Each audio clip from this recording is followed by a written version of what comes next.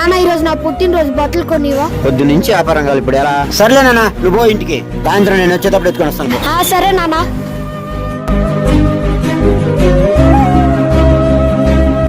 రే మామా, మందుకు డబ్బులు లేవురా. అరే ఇప్పుడు ఎలా రా?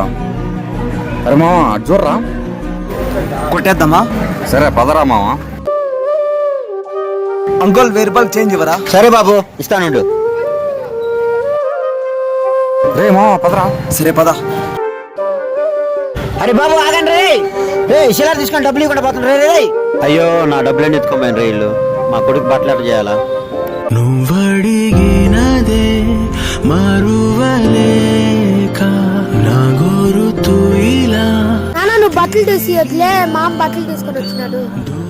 అవునా, నువ్వు హ్యాపీనే కదా? నాన్న హ్యాపీగా ఉన్నా నాన్న.